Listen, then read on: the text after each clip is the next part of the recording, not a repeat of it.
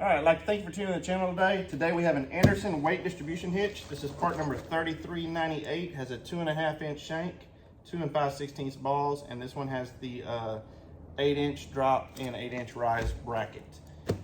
It is the 2.5 inch shank, so it's good for the 1,600 ton weight and the 16,000 pound trailer weight. It's a little bit heavier duty. They have the 2 inch. You just got to look at the part numbers. I'll post those up right here. And just take a look at that and decide which one you need. And man, go online and order it. I called those guys, had a few questions.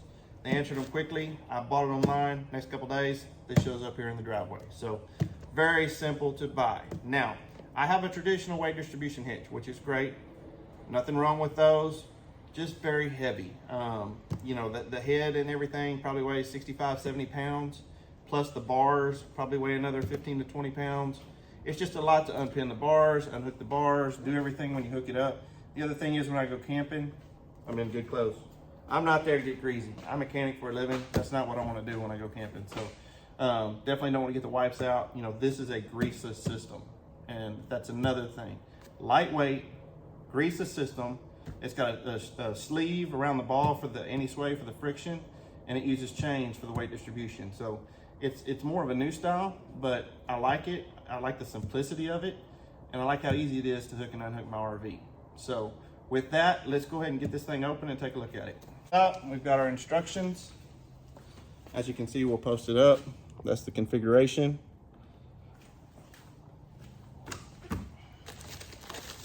And here we have the sway brackets that mount on the trailer. You can see the chain goes through the square side. Your nut and bolt come through that side for the adjustment. And the back plates. Very nice finish on it. One of the first things I noticed unwrapping it is usually, you know, manufacturer, they go instant powder coat. They don't care about stuff like this. But you look at that. Those threads do not have powder coat or paint in them. That's nice of them. Saves the headache from cross-threading anything. And here is your hitch with the Teflon sleeve. So you can see that sleeve is serviceable if ever need to be serviceable. It's got bolts on the top right here. You can actually loosen these bolts up and you can replace that sleeve. It's got a snap ring on the bottom that holds all this together. And this thing probably weighs maybe, I'm guessing 15 pounds. It's pretty light, probably even less than that. Definitely one of the reasons I chose it. When you combine that weight with this, this is so much lighter. This is the 8 inch drop bracket here, 2.5 inch shank. I mean, really, this is all you're lifting. This is, I mean, it's a little heavier than just a plain receiver hitch, but I mean, the lightweight of this combined with this, I mean, I can hold that with one hand. I try to pick up that 70 pound system down there, you know, bend over and do all that. So, looks really nice, good quality.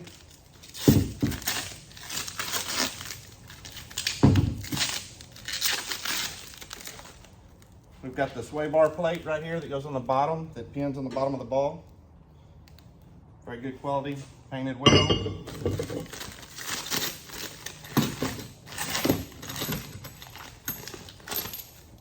We've got one chain right here with the nut for your adjustment. Your socket to adjust the nuts right here. And just your shank bolts, some clevises for the chains.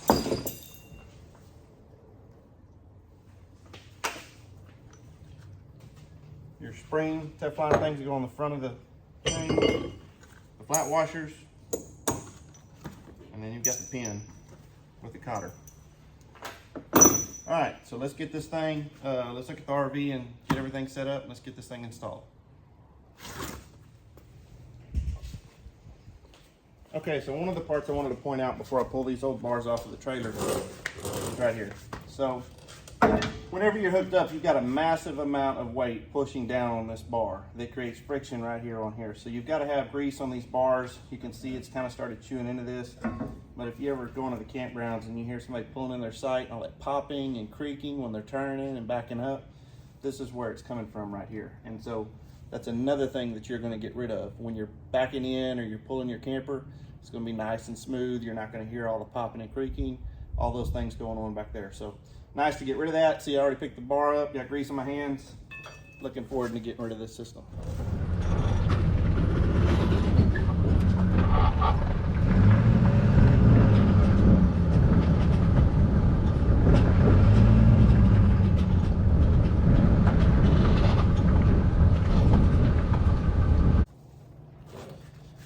Okay, so I've leveled my trailer from front to back, and basically just pick a piece of the trim or put a level on the frame, get it perfectly level. And so the instructions are, we've got this pin in here, you've got two positions, so maybe in the second one you can open your tailgate. That's a nice option there. So once we've got our trailer level, we're gonna measure to the top of this coupler right here. And we are right at about 9.5, I would call it 10. Okay, so the top of the ball when we install this will need to be 1 inch to 1.5 inches higher than 10. So that's going to give you one of these options. And if you look, I can literally pick this up with one finger. That is just really nice.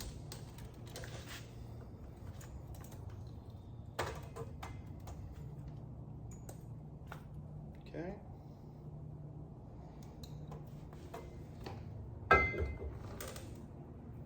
Trying to do this without dropping on my toe. Slight weight, it'll probably still hurt. Okay, so we were top of the ball. That measured right at 1 foot 10 inches. So that's going to put me right here in the bottom. That will be a perfect 1.5 inches higher than what I was. Okay.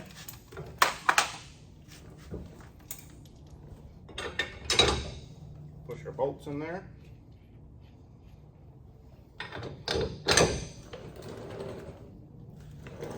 Perfect. Okay, now because this ball turns inside the sleeve here, you do not have to grease the ball. So what we don't want is we don't want any grease to get on this or get down in the sleeve, because that can affect your anti-sway. So then I don't want to get it on it anyway, that way I don't get it on my shorts or anything like that when I'm hooking it up. So you want to definitely go ahead and get in here, get you some brake cleaner, some degreaser, something. Just get in there. Let's try to clean that up before we get it hooked up. Okay, so you're gonna measure from center of this plate to the center of the coupler where the ball is. You're gonna need about 28 to 29 inches in distance. And then just make sure that this is the side the chain goes in, this is the side with the flat washer, and that it angles down so that you have them on the correct side. Once you get those done, it's gonna take 15/16. Just snug these up.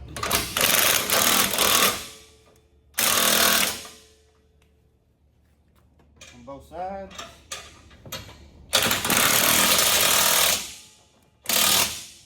You've got a pin right here that just locks it. Takes a 5/16 Allen head.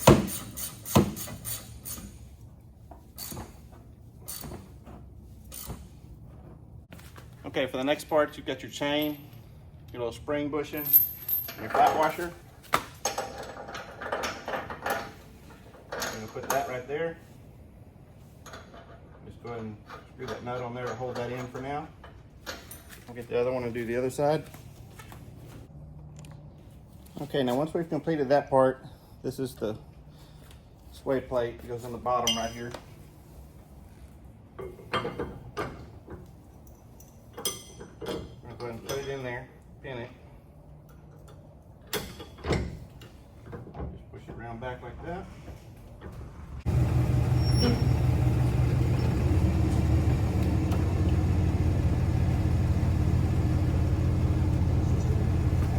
Okay, so we're right over it and we're ready to hook it up. One of the things I'm going to do before we do that is I'm going to measure the tire heights on the truck real quick. I mean the fender heights. Sorry, that's shaking a little bit. Okay. So roughly, on the back, we're 3'7½".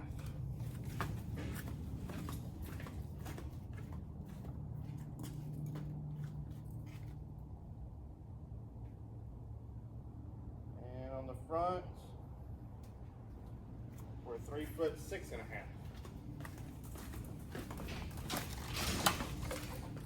So let's start adding some weight to this thing and see how much it squats. Okay, move it over a little bit. Okay, so we're 3'7½" before we put anything on it. And so now I want to show you how much the truck squats with no weight distribution. We basically just got the weight of the trailer on it. We've came down at a long way. So from 3'7½",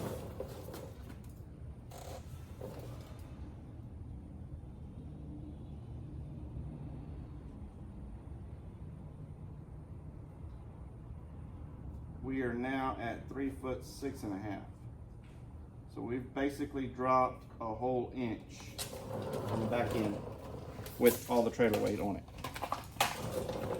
So now we're gonna come back up and we're gonna get the chains on it and we're gonna see how much it changes that drop. And we were also 3'6½" on the front earlier. So let's go ahead and go measure the front. Because as you know, on a weight distribution hitch, sorry about the shaking. On a weight distribution hitch, the only thing you have control of really is the front axle. That's your braking, your steering, you know, most of that stuff comes from that. And so when you put this weight on the back, you're actually teetering up the front. And so you're taking the weight off of what you're able to steer with. That's why fifth wheels and goosenecks and all those things that hook up in the bed that actually apply the weight over the top of the frame of the truck, push down on the whole truck. In a tongue pull, we're actually teetering it up. So we want to see how much we lifted the front or dropped the front, and we're going to check that right now. And then we'll go ahead and put the chains on and see where we're at. We were 3'6½" before.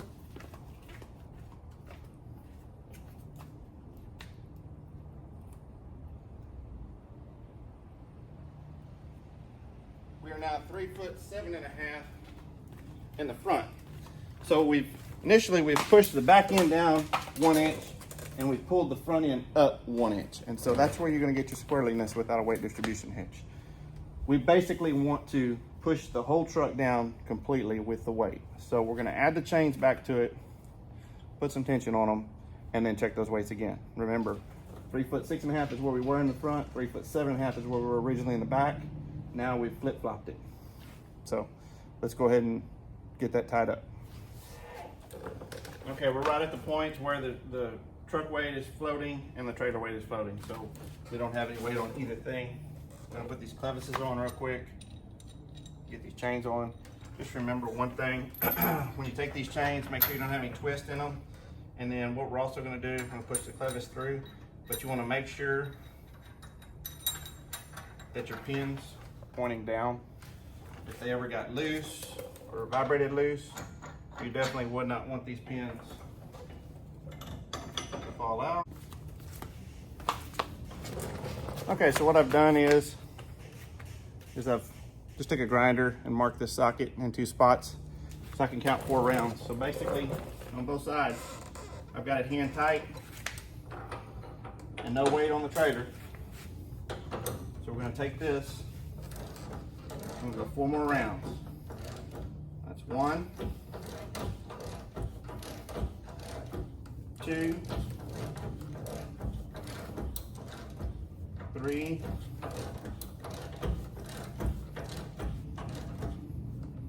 4. Okay, so we're snug 4 rounds on each side. We're all locked in. We're gonna add the weight to the truck.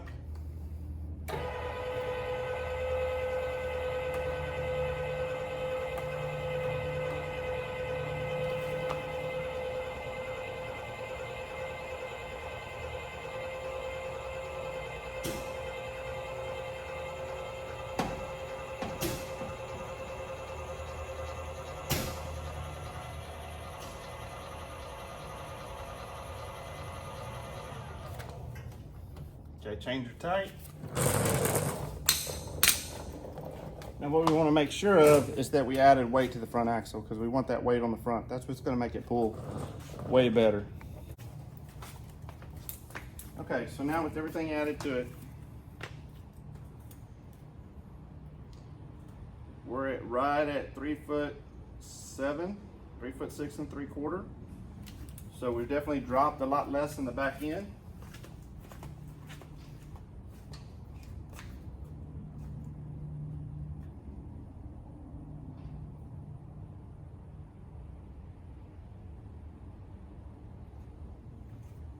about 3'6.5" in the front end. So we've added some of that weight back to the front end. So we've done exactly what we were trying to do with it. All right, sorry it's so windy out here.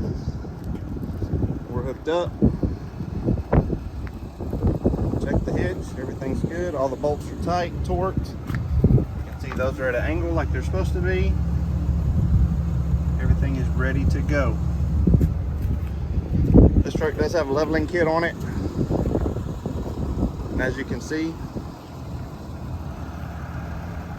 it's still sitting up pretty good for considering it has a 2.5-inch leveling on it.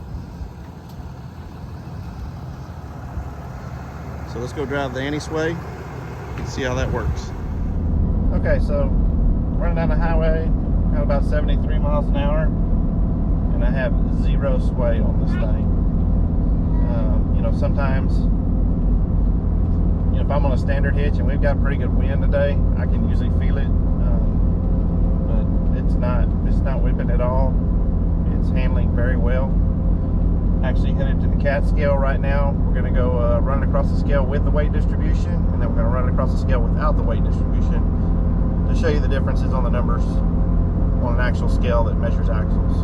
So anyway, headed to go do that. We'll get to the scales, we'll get those numbers, we'll get them posted for you. Okay, so I'm at the truck stop. I weighed with the chains tight, and just like we pulled it. Just got here, I lifted the jacks up. As you can see, I've got all the weight in the chains. This was loose here too. And we're fixing to run across the scale. See how it does. Of course, you can tell how much we're sagging without the weight distribution. Hitch is pretty low right now. Okay, so the scale doesn't lie. So this is the numbers from today.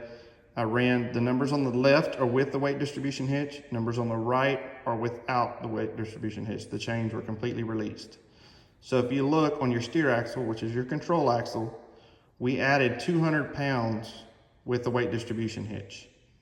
If you also look at the drive axle, we took off 300 pounds of the rear axle, the 5800 versus the 6100. So you can see the weight distribution did exactly what it was supposed to do overall, and the sway was excellent. I mean, I pulled this trailer today. We were probably having 10-mile-an-hour gusts, 5 to 10, and I was pulling about 72 to 73 and had 0 sway. So that's the results from the cat scale. So I just wanted to let you preview the stats on my camper. It shows basically our dry weight's 8360. We're pretty close to that with what we see on the scale weight. And then the hitch weight is about 1240, so you can kind of see what the distribution hitch is doing. So, okay, one of the things that I saw that I really liked about this hitch is that unhooking it seemed to be a lot easier. And by that I mean you're not having to mess with the torsion bars.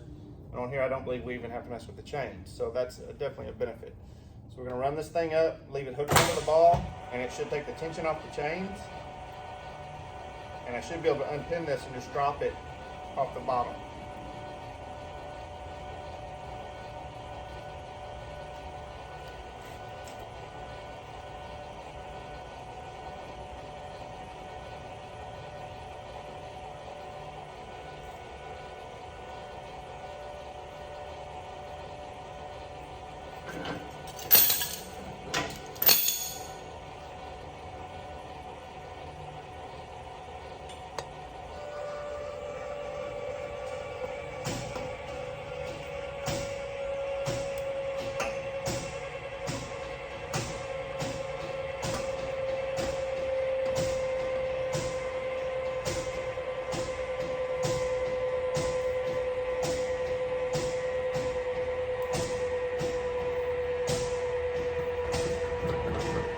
Okay, so as you can see, I've ran it up and these chains are loose, okay? So we just take this pin out right here. We can drop this straight down without having to mess with it. And all we gotta do is run it back up whenever we hook the trailer back up. So we'll go back down just a little bit and release our hitch.